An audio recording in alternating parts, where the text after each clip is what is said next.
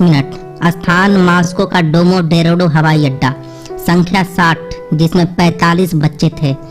सभी मौत का इंतजार कर रहे थे। सुनकर आपको थोड़ा अजीब लगा होगा, लेकिन ये सच्ची घटना पर आधारित है, जिसे सुनने और देखने के बाद आपके रोंगटे खड़े हो जाएंगे। महज 38 मिनटों के बाद फ्लाइट रनवे पर लगी और सभी यात्री विमान में सवार हुए। उनके साथ 9 विमान सदस्य भी शामिल थे। फ्लाइट का सफर मॉस्को से बार्सिलोना का था। इसमें सवार सभी यात्री बेहद खुश थे, जिससे माहौल खुशनुमा बना था। 45 बच्चे अपने टीचर के साथ फील्ड ट्रिप पर जा रहे थे, मगर उन्हें इसका तनिक भी अंदाजा नहीं था कि वे कभी न खत्म होने वाली ट्रिप पर जा रहे हैं। अपने मौत से अनजान बच्चे बेहद खुश थे। ये फ्लाइट 3000 किलोमीटर की दूरी 4 घंटे 30 मिनट में तय करने वाली थी। फ्लाइट एयरपोर्ट से उड़ान भरती है और रात के करीब 11 बजे ये प्लेन स्विट्जरलैंड के एयर स्पेस में प्रवेश की।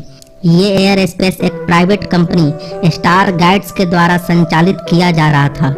उस रात Peter Nilsson air traffic controller के रूप में अपने एक सहयोगी कर्मचारी के साथ मौजूद थे। उस दिन एयर स्पेस ट्रैफिक के लिहाज से बेहद व्यस्त दिन था, लेकिन रात के समय व्यस्तता थोड़ी कम थी और पूरे एयर स्पेस में रात 11 बजे किसी भी एयरपोर्ट पर कोई भी फ्लाइट लैंडिंग नहीं थी।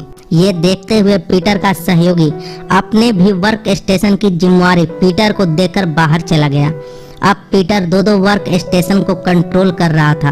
पहले रडार पर एयर स्पेस का ट्रैफिक शो हो रहा था और दूसरे पर एयरपोर्ट पर लैंड होने वाले प्लेन की मॉनिटरिंग हो रही थी। 11:08 पर फ्लाइट 2937 ऑस्ट्रेलिया के ऊपर 36,000 फीट की ऊंचाई पर उड़ रही थी। विमान 2937 में मौजूद यात्री इस इंतजार में थे कि अब से 2 घंटे के बाद फ्लाइट लैंड हो जाएगा, मगर होने को तो कुछ और ही मंजूर था। फ्लाइट 2937 से 600 किलोमीटर दूर बरगेमो से एक DHL फ्लाइट 611 ब्रसेल जाने के लिए 11:06 पर वहां से निकली और तकरीबन 11:10 पर पीटर को यह सूचना मिली कि उसके मुख्य रडार को मेंटेनेंस के लिए बंद कर दिया गया है, इसलिए उसे बैकअप रडार सिस्टम का इस्तेमाल करने को कहा गया। लगभग 11:21 पर DHL 611 ने इस एयर स्पेस में एंटर किया और इस प्लेन के चालक ने पीटर से संपर्क किया और 36,000 फीट पर उड़ान भरने के लिए पीटर से परमिशन मांगी। उसी ऊंचाई पर उड़ने की परमिशन मांगी गई जहां उस वक्त मास्को से उड़ान भरने वाली प्लेन 2937 उड़ान भर रही थी। पीटर ने कैलकुलेशन करना शुरू किया और रडार पर यह देखा कि कहीं आसपास कोई प्लेन तो नहीं है, लेकिन तभी दूसरे रडार पर delayed flight Airbus flight AEF 113 का मैसेज आया कि उन्हें पास के एयरपोर्ट पर लैंडिंग करनी है। अब पीटर 3 प्लेन के मूवमेंट को कंट्रोल कर रहा था। इधर लैंडिंग होने वाली फ्लाइट AEF 113 को निर्देश देने के लिए पीटर ने पास के टावर से बात करने की कोशिश की। उनका फोन मेंटेनेंस के कारण बंद था, इसलिए वो एयरपोर्ट से संपर्क नहीं कर पाए। पीटर ये सोचकर पहले रडार पर मूव कर गए कि AEF 113 को लैंड करने में 10 मिनट लगेंगे। पहले रडार सिस्टम पर जाकर पीटर ने बिना सोचे DHL फ्लाइट को 36,000 की ऊंचाई पर उड़ने की परमिशन दे दी और वापस एयरपोर्ट टावर से संपर्क करने की कोशिश में लग गए, जिस पर AEF 113 को लैंड करना था।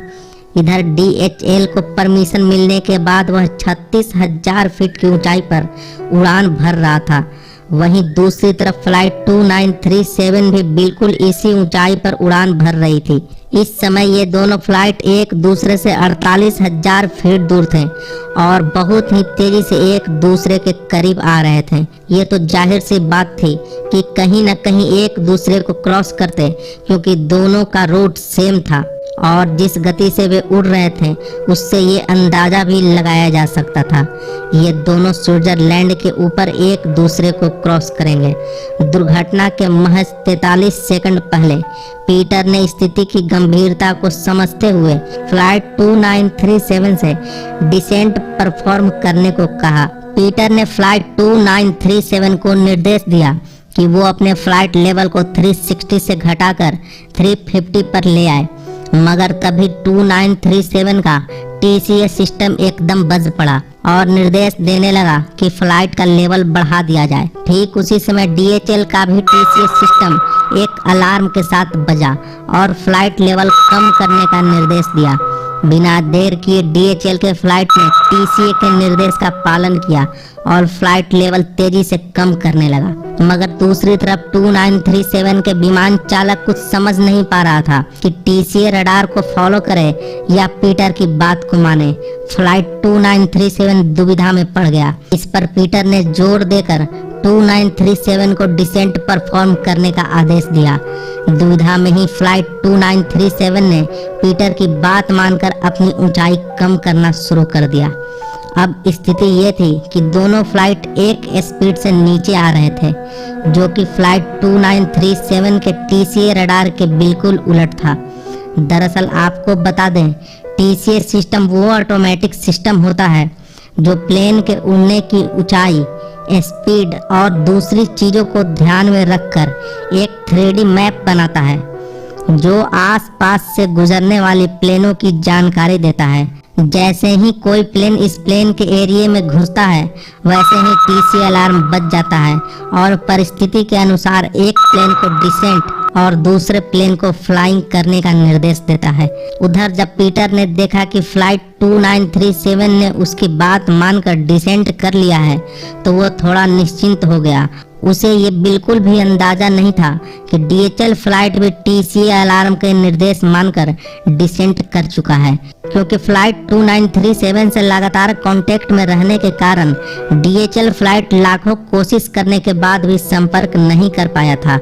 ऊपर से पीटर बैकअप सिस्टम इस्तेमाल कर रहा था, जिस पर एक जरूरी विजुअल अलार्म सिस्टम एचटीसी था ही नहीं, जो ऐसे गंभीर परिस्थिति में रडार पर रेड क्रॉस साइन दिखाकर जोर जोर से आवाज करता है, जिसके कारण पीटर को सही खतरे का अंदाजा हो ही नहीं पाया। अब पीटर लैंड होने वाले प्लेन से कांटेक्ट करने में लगा, जबकि दोनों ही प्लेन अभी भी खतरे की तरफ तेजी से बढ़ रहे थे और अपनी ऊंचाई तेजी से कम कर रहे थे। दुर्घटना के महज 10 सेकंड पहले पीटर ने 2937 से संपर्क किया और बताया कि उनके राइट हैंड साइड से डीएचएल फ्लाइट आ रही है और वो राइट साइड देखने लगे, जबकि डीएचएल फ्लाइट उनके लेफ्ट साइड आ रही थी। घटना के 3 सेकंड पहले रूसी चालकों का ध्यान अचानक अपने लेफ्ट साइड पर गया, तो हड़बड़ी में उन्होंने अपना प्लेन ऊपर करने की कोशिश की, लेकिन अब बहुत देर हो चुकी थी और फ्लाइट 2937 ठीक 11:35 और 32 सेकंड पर डीएचएल फ्लाइट से 34,895 फीट की ऊंचाई पर टकरा गया। इस टक्कर के बाद फ्लाइट 2937 टूटकर 4 टुकड़ों में बिखर गया और प्लेन का अगला हिस्सा सीधा जमीन पर आ गिरा और पिछला हिस्सा कोसों दूर जा गिरा। ये टक्कर इतना भयानक था कि 60 लोगों में से 53 लोग मारे गए, जिसमें 45 बच्चे थे। वहीं डीएचएल फ्लाइट को भी काफी नुकसान उठाना पड़ा, लेकिन डीएचएल विमान के चालकों की सूझबूझ से प्लेन घटना स्थल से 700 किलोमीटर दूर किसी जंगल में लैंड किया गया, जिससे प्लेन में मौजूद 2 लोगों को छोड़कर सभी लोगों को सही सलामत बचा लिया गया। कुल 71 लोग इस दुर्घटना में मारे गए। इस घटना की जांच करने पर पता चला कि सारी गलती एयर स्टेशन के संभालने में की गई लापरवाही के कारण हुई है। दोस्तों, आपको क्या लगता है?